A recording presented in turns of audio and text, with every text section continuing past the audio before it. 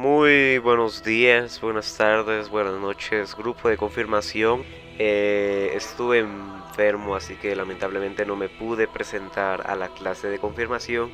Así que aquí vengo a exponer sobre lo que sería la vida del santo hermano Pedro.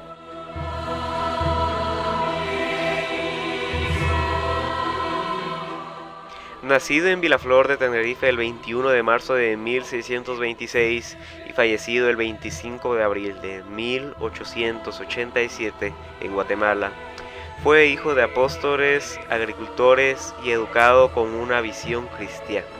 Tras abandonar su tierra natal, arribó a la capitanía a sus 25 años, tras serle encomendado la región para que realizara su apostolado.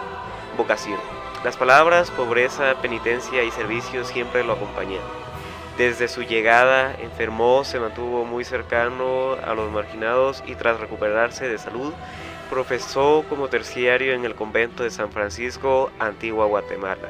Siempre se le vio por las calles de la ciudad acompañado de su sombrero y bastón y la campana, los cuales tenían el significado de: el primero para recaudar limosna para los enfermos, el segundo su fiel ayudante para caminar y la tercera para llamar la atención. ¿Para qué más? El orden de los betlemitas. El beato era entregado a la oración y a la penitencia. Otro de sus valiosos aportes fue la fundación de una escuela para niños sin hogar.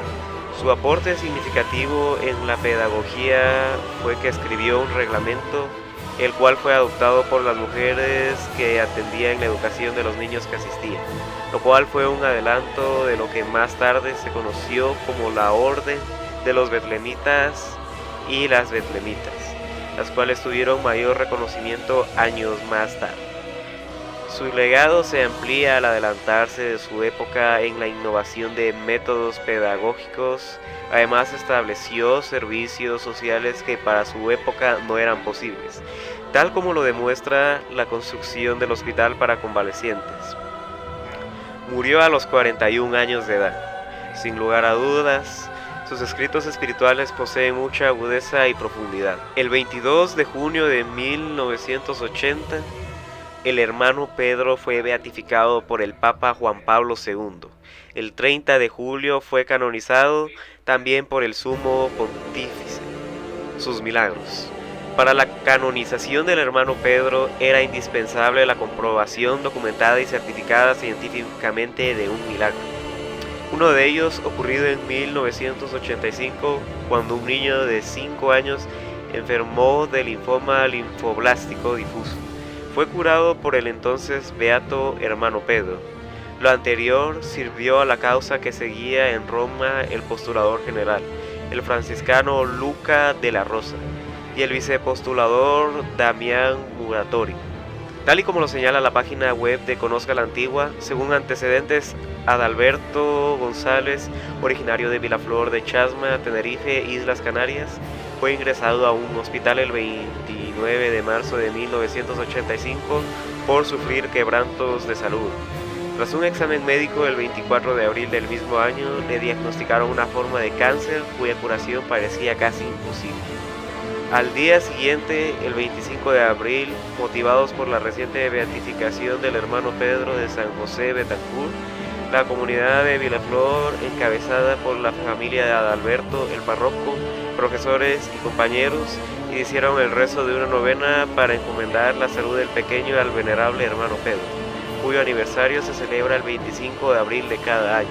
Al hacerse pública esta novena se realizó una peregrinación llevando flores a la cueva, como se le conoce al lugar donde Pedro de Betancourt descansaba luego de pastorear ovejas durante su niñez, y donde actualmente se encuentra una efigie que lo representa. A partir del rezo de aquella novena, Adalberto empezó a sentir mejoría. Además, una monja de Betlemita, Sor Georgina, lo visitaba y donde él sentía dolores le colocaba una reliquia del beato y en ese momento el infante sentía un alivio del dolor, notándose una mejoría el 24 de julio de 1985 hasta sanar completamente, sorprendiéndose los médicos al observar que la enfermedad había desaparecido. En la actualidad, el joven Adalberto González lleva una vida tranquila en la ciudad de Vilaflor de Chasma sintiéndose feliz por ser la prueba viviente de la santidad del hermano Pedro. En vista de esa sanación fuera de lo común, entre 1988 y 1996, en la diócesis de San Cristóbal La Laguna, Tenerife, se instruyó el proceso sobre el milagro para solicitar la canonización del beato hermano Pedro.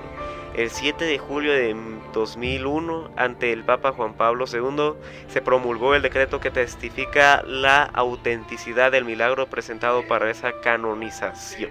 Y bueno, yo doy por terminada por ahora la exposición sobre el hermano Pedro. Lamentablemente si me salté un detalle, perdón, pero igualmente muchas gracias por su atención y hasta luego. Me despido.